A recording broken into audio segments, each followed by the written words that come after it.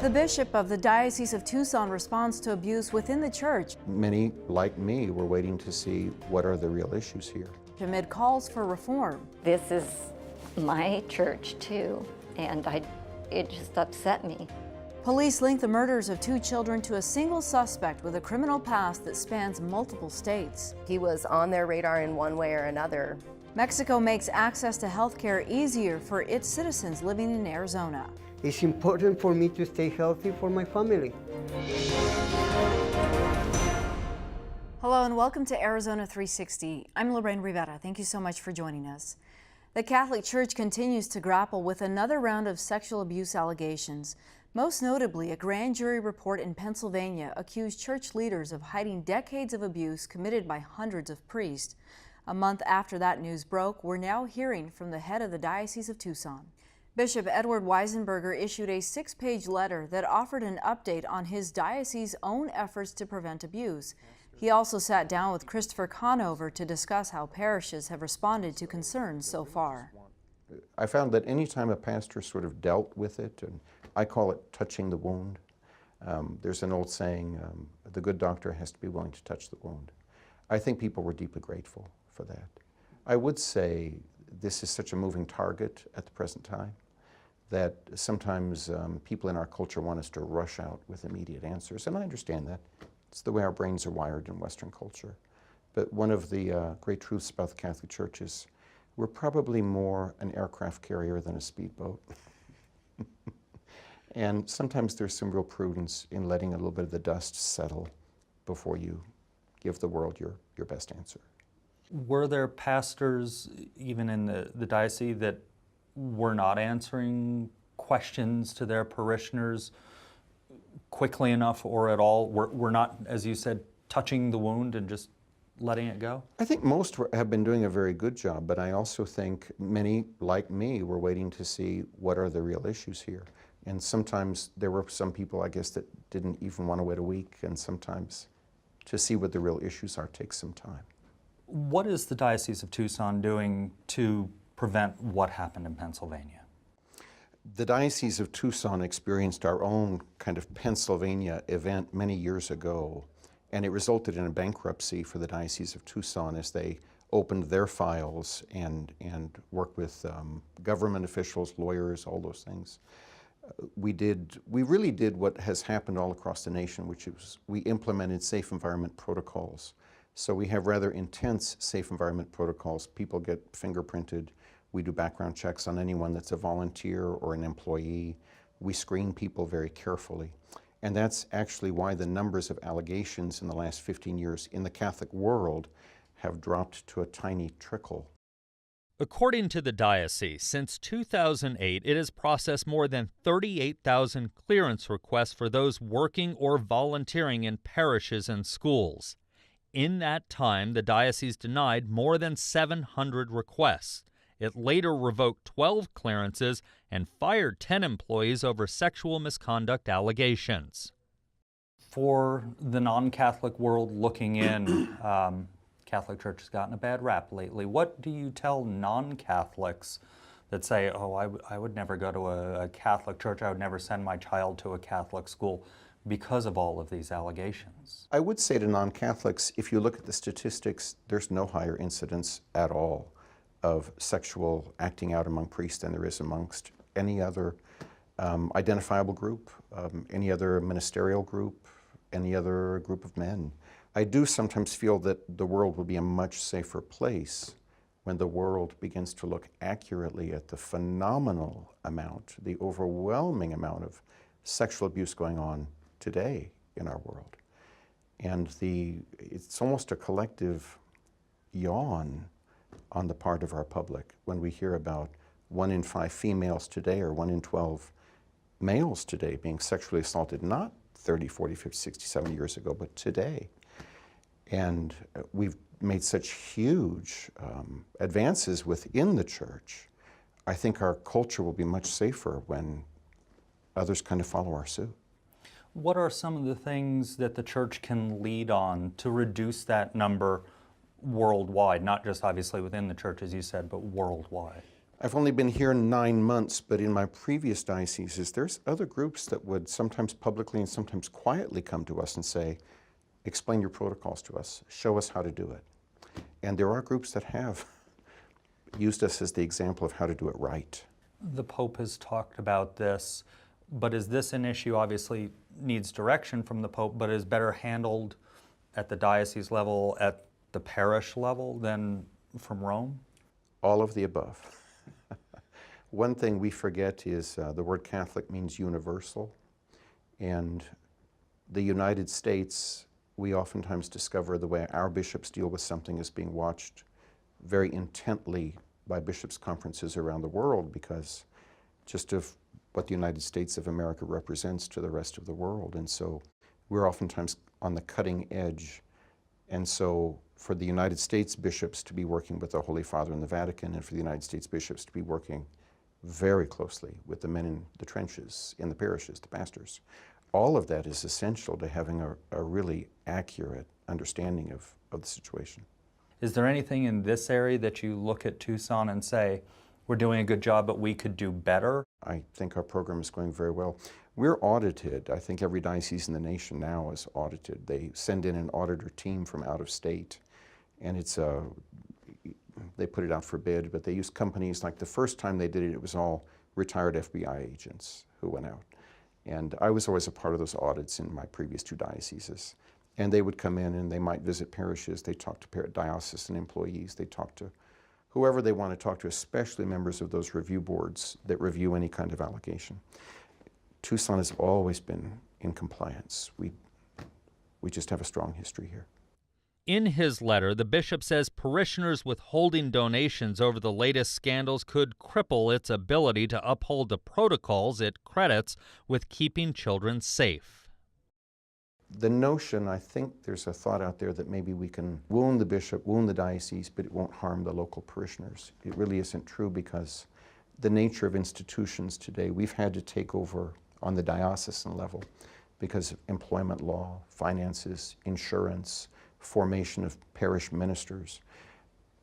We are serving the people in the pew, and so if people do choose to respond that way to withhold donations, it's going to harm the people in the pews, and I cringe to think that would happen.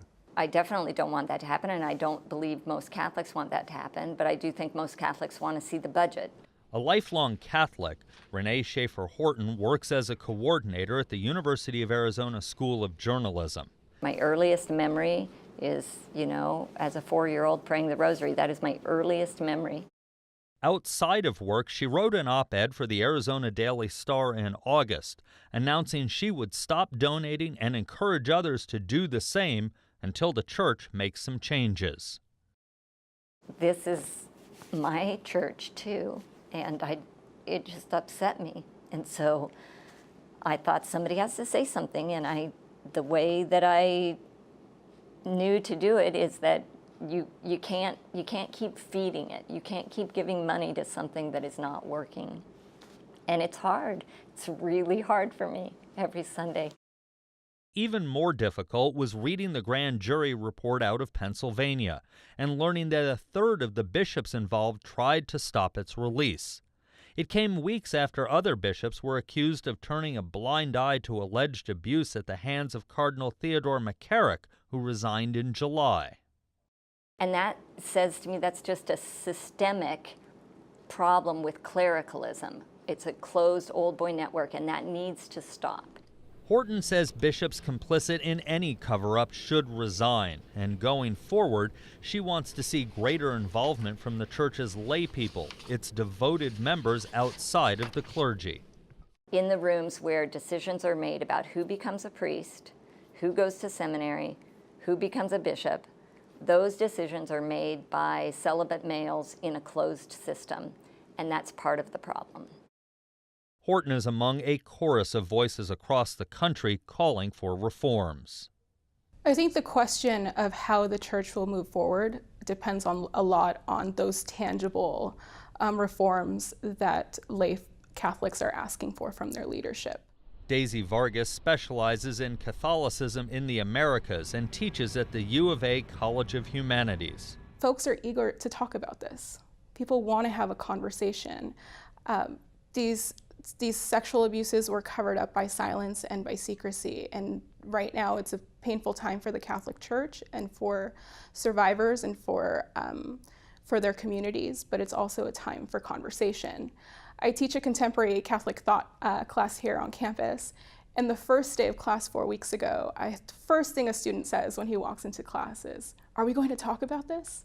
Everything that's on the news, are we going to talk about it?" And I said, yes, we have to talk about it. So I think this is a moment, this is a pivotal moment for the Catholic Church. Horton is hoping for signs of change in November when the U.S. Conference of Catholic Bishops meets. You know, if they batten down the hatches and then just basically say we don't care what the laity think, that will be a real struggle for me. And I have a number of friends who've left, and this was like the last straw for them, and they're now looking to be Lutheran or going to be Episcopalian or something like that. And I have done some of that exploring throughout my life, but I always keep being drawn back to Catholicism. This is my church. I belong here as much as any priest or bishop does, and I can hold my own in a room full of priests and bishops in any discussion. Many Catholics can. We're not, you know, just pray, pay, and obey. We think and we learn and we study. If you want to read Bishop Weisenberger's letter or the op-ed by Renee Schaefer Horton, we have links to both on azpm.org/Arizona360.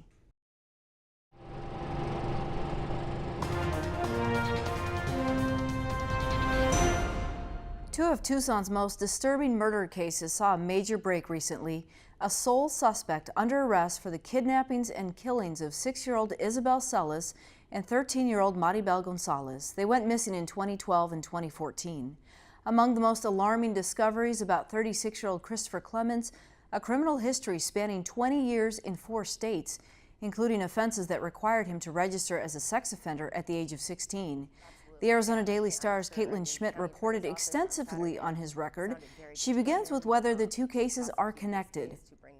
Aside from the location where the bodies were discovered, I haven't found any kind of connection. Nobody that we have spoken to has mentioned that the girls or the families knew each other. My colleagues had extensive contact with both families when the cases first were broken, and it was never mentioned. So aside from this man being arrested, that looks like that's it at this point. Have you learned anything else during your time about how authorities came to reach the conclusion that this person is a suspect related to these 2 homicides? Not yet. You know, they mentioned that somebody who was an inmate at a jail told them that they should talk to this man. They told us that Christopher Clemens directed them to the body. We don't know if he did that in terms of hypotheticals or if he flat out told them. But the burglary charges in 2 separate cases that he was facing were dismissed weeks later. I've talked to one of the burglary victims who said that the police let her know that they wanted to dismiss the charges to pursue other heavier charges in a different case. But you know, they're just saying so little, and court records are so limited that it's really tough to glean any information here. Since the arrest or since the indictment, we've learned that this suspect likely lived near one of the victims. Do we know at this point if police interacted with him during the initial investigation some 6 years ago? We know that police, he was arrested in September of 2012. 5 months later, Isabel went missing. He was arrested for burglary and was let out on bail. The county attorney went back to court and tried to fight that release, saying that he was a dangerous person, and it was overturned. But we don't know if during that investigation he was yet a suspect in Isabel's disappearance. I'm waiting on the police report. I don't know when and if we'll get it, but they were certainly interacting with him during a portion of this investigation. And this investigation went on for years, and he worked his way through the court system through 2015. So he was on their radar in one way or another. Any indication that this person is likely suspected to other crimes, perhaps relating to younger children in Pima County? Not that we've heard, but we also don't know. He's been charged with 14 counts of sexual exploitation of a minor, likely in connection to child pornography, and we don't know who those children are. This suspect has a long history, criminal history, dating back to when he was a teenager. Anything at this point that leads you to believe that there's perhaps a legal loophole that allowed him to be free when these crimes took place?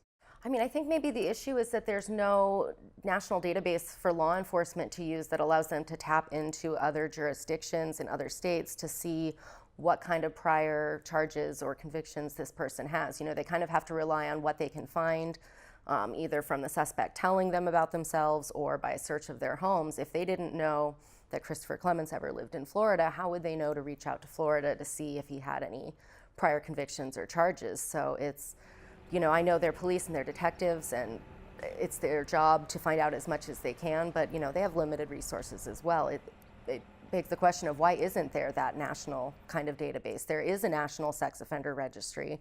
Not everyone's on it, but that certainly is an easy tool for authorities to use. Why can't we expand that to national court system? To have seen him go through the system so many times and in so many different states, I never expected to see anything like this. I'm not confident that we found everything. I'm confident that, you know, I've identified these 4 states. He definitely has records, but I wouldn't be surprised if he has an arrest or a conviction in another state. You know, this is all based on information we've pieced together from different court documents. I haven't been able to find one record that lists every single place he was charged, so. As a journalist, it's pretty rare to also hear from law enforcement and the county attorney and them not divulge all that information to the press immediately. Yes, I have never, I mean, they don't typically hold news, you know, conferences for arrests unless it's extremely high profile, an officer involved shooting, something like that.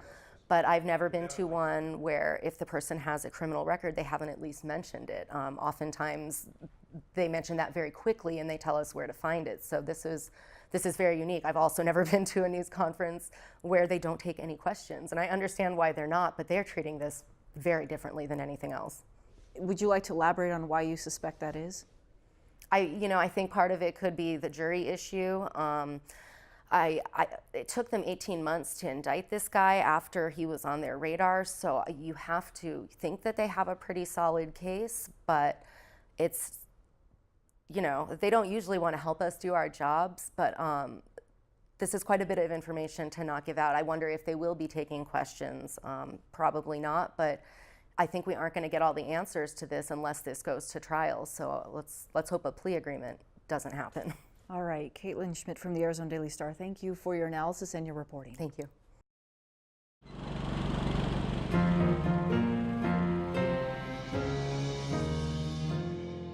Mexican citizens living in Arizona who need health care are getting help from their home country without having to cross the border. Services offered at mobile health clinics have already proven life-saving for some. Nancy Montoya reports.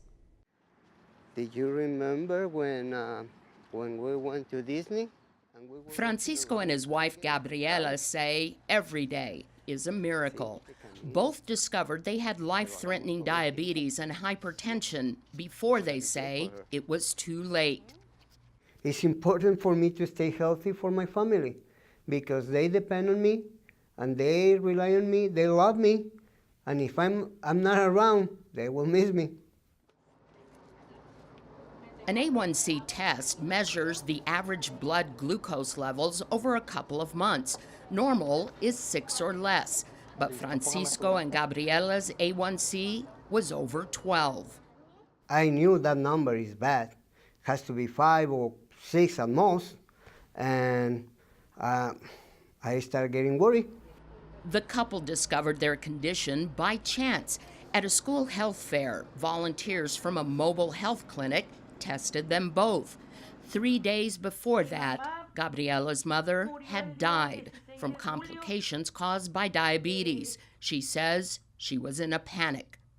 Sí, me preocupé. Yes, I was very worried, said Gabriela. Todavía no le enterraba a mi mamá. Because, she says, I hadn't even buried my mother. Mi cabeza estaba en otra parte. Gabby and Francisco call the mobile unit that provided the testing Ángeles sobre Ruedas, Angels on Wheels. In just 2 years, the mobile health clinics, part of the Juntos por la Salud, Together for Health program, have tested almost 10,000 people from underserved and mostly Latino and Mexican immigrant communities in Pima and Maricopa counties. These mobile units, these vans, are about $120,000 apiece. Dr. Cecilia Rosales is the Associate Dean for the University of Arizona's College of Public Health. She oversees the mobile clinics in Arizona and says the funding comes from Mexico's government. Phoenix was one of the first cities with a mobile unit paid for by the Mexican Ministry of Health. The purpose is to offer basic screening for chronic diseases like diabetes and hypertension to the often invisible Mexican immigrant communities living in the U.S. Now there is a mobile unit in Tucson. You will find two in Arizona, one in Tucson and one in Phoenix. You'll find one in Los Angeles, Las Vegas, Denver, Chicago, Dallas, Raleigh, Orlando, and Miami. The Mexican government is expected to keep adding these mobile units in other cities with large Mexican immigrant communities. Almost 20 years ago, the Mexican government launched Ventanillas de Salud, Windows to Health. Again, the Mexican Ministry of Health took on an ambitious project to place health clinics in every Mexican consulate office in the U.S. Think about it. There are 50 consulate offices in the U.S. It is the only country that has as many consulate offices because of the needs for consular documentation, passports and things like that. And so why not also offer primary prevention services? But there are many Mexican immigrants who never have a reason to go to the Mexican consulate office. And for those fearing deportation who live under the radar, well, says Dr. Rosales, they have other priorities. You're too busy trying to make a living, trying to put food on the table. You're probably working 2 or 3 jobs. And so you really end up receiving medical services when it's really too late. So you end up at an emergency room. Pues sí, porque le entra uno el miedo. There is a fear that enters you, says Gabby. She adds, when you are here illegally, you can't do many things, and you are afraid to ask questions. Now, to serve the population, especially those with no legal documentation to be in the U.S., Dr. Rosales wrote a grant and received funding, again from the Mexican Ministry of Health. 2 years ago, the first and second phase of these mobile units launched. Dr. Rosales and her team go into the community to find the areas most in need. For example, in Phoenix, a mobile unit spent a Friday morning in the parking lot of Glen Downs Elementary School. This is a school with a high immigrant population. Vivian Nash is the principal. We are a school that's kinder through 8th grade. We have 750 students. We're 100% free and reduced lunch, and so we're a Title I school as well. I'm told that the median income for our families is $35,000. So this is one of the lower socioeconomic neighborhoods, and so healthcare is a concern, and just having access to proper health care, proper nutrition. So if we have any kind of partnership that can help us to bring those services into our families, we absolutely do that. Principal Nash says parents who arrive for health screenings are never asked about their citizenship status. Good thing, says Gabriela, because had that been a requirement, she and Francisco may have never received the information that they are convinced helped to save their lives.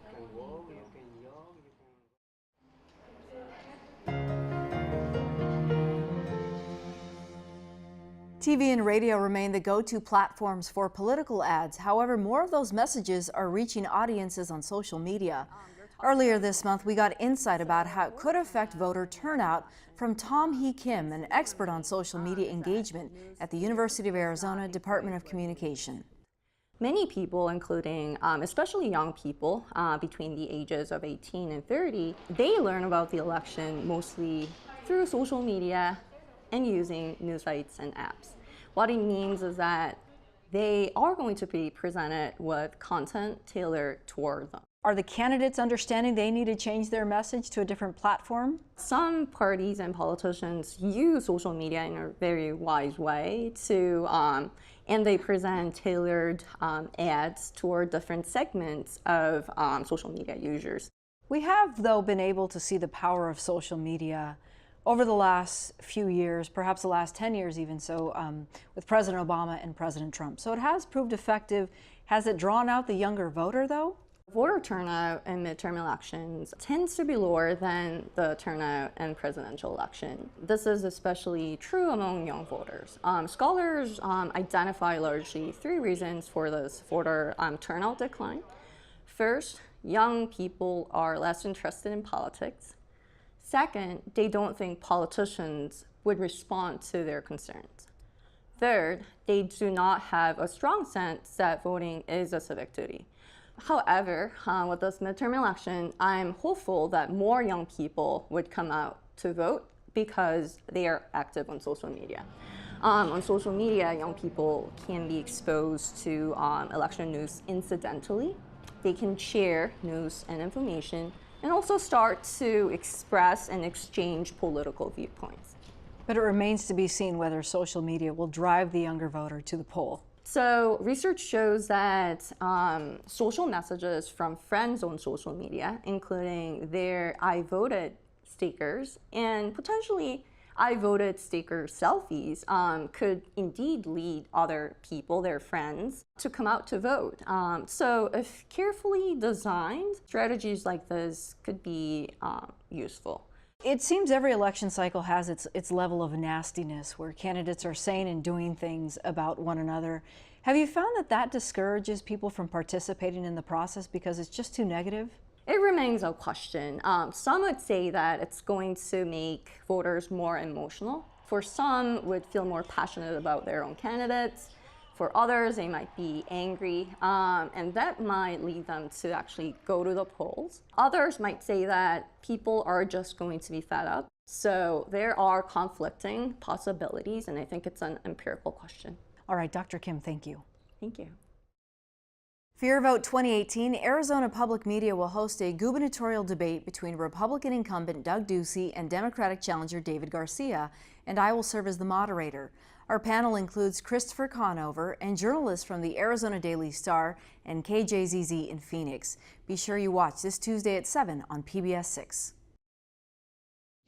That's all for now. Thanks for joining us. To get a look at next week's program, visit us on social media and let us know what you think. We'll see you next week.